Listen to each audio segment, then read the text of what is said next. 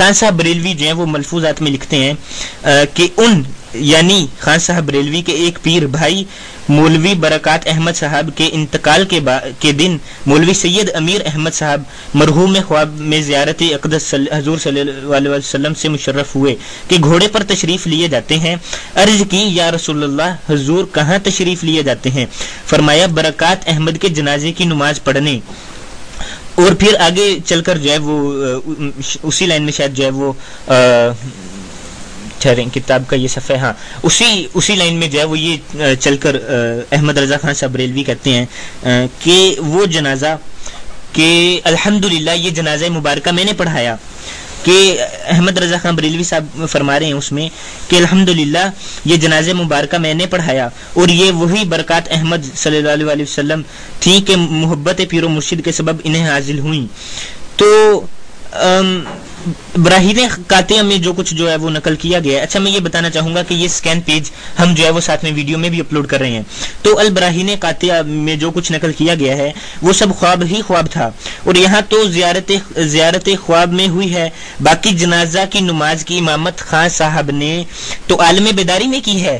تو اس پوائنٹ کو آپ نوٹ کریں کہ جو البراہین القاطعہ میں لکھا گیا تھا وہ صرف اور صرف خواب تھا اور یہاں پر جو کچھ ملفوظات میں اعلیٰ حضرت نے لکھا ہے وہ خواب تو جو ہے وہ انہوں نے دیکھا ہی تھا لیکن اس جنازہ کی امامت عالم بیداری میں کی ہے یعنی کہ اصل زندگی میں انہوں نے جو ہے وہ اس جنازہ کی امامت کی ہے.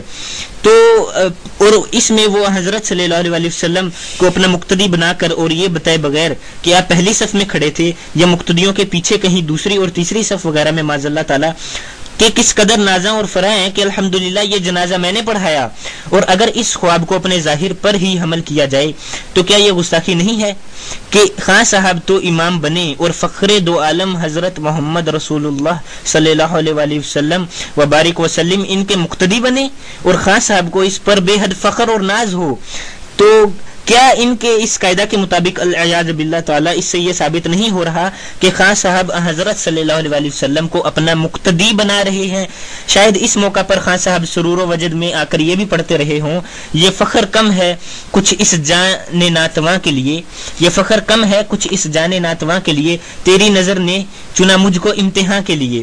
جس طرح حضرت صلی اللہ علیہ وسلم کو معاذ اللہ تعالیٰ کسی کا شاگرد بنانا گستاخی ہے اسی طرح آپ کی حاضری اور موجودگی میں آپ کے اذان و اجازت و رضا کے بغیر خود امام بننا اور آپ صلی اللہ علیہ وسلم کو مقتدی بنانا بھی کھلی گستاخی ہے.